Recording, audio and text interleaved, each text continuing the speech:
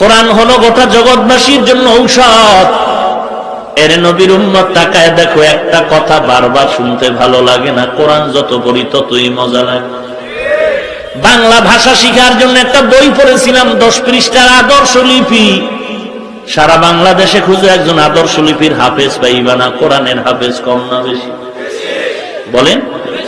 এত সুন্দর তেলাওয়াত, রমাজানে তারাবিতে তেলাওয়াত করে কলিজা ঠান্ডা, চোখের পানি পর্যন্ত বের হয়। এর পর্দার আড়ালের মা, অভিজ্ঞ বাবাজি, এ যুবক মাদ্রাসায় পড়ে, কোরআন পড়ে, টুপি পরে, নবীর সুন্নতের দাড়ি লম্বা জামা পরে আমরা ঠগি নাই।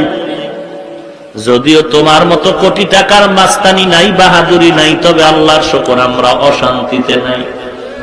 কোরআন পড়নেওয়ালার দিয়ে তাকাও, গরিবের সন্তানও যদি হয়, ওই রমাজানে তাকায় দেখো, ওই কোরআনওয়ালা বাচ্চাটারে এমপি সাহেব পর্যন্ত পিছনে দাঁড়ায় তারে সামনে পাঠাইয়া, এরপর ওই বাচ্চাটার কমান মতো রুকুতে যায়, সেজদায় যায়।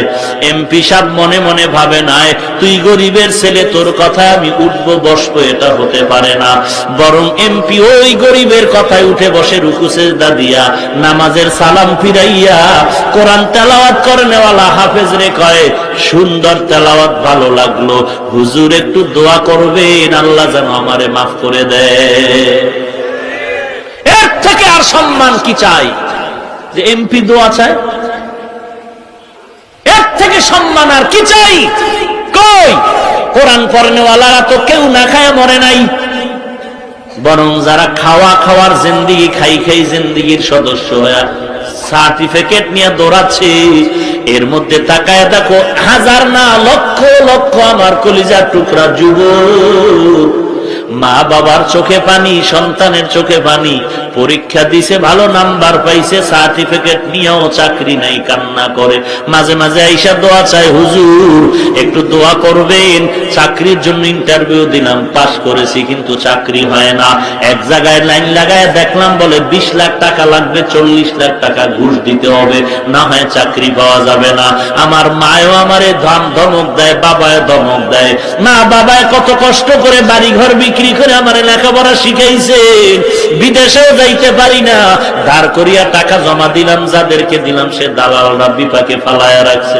এরে নবীর উম্মতের দল, একটা কোরআনওয়ালা দিয়ে তাকাও, মাও আরামে ঘুমায়, বাবাও আরামে ঘুমায়, কোরআনওয়ালাও অল্প টাকা বেতন নিয়ে আরামে খায় আর ঘুমায়।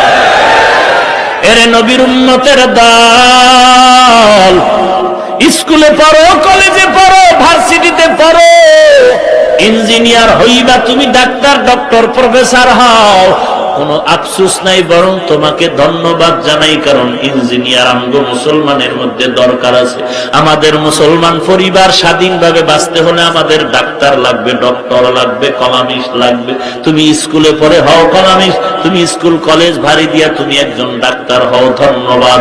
কিন্তু মনে রাখতে হবে, তুমি আলিয়ায় পড়ো আর স্কুলে পড়ো, ইংরেজি পড়ো, ভূগোল, ইতিহাস পড়ো, জ্যামিতি পড়ো, মনে রাখবা তুমি বেঈমানের বাচ্চা না, তুমি নবীর আশিক, মুসলমানের সন্তান।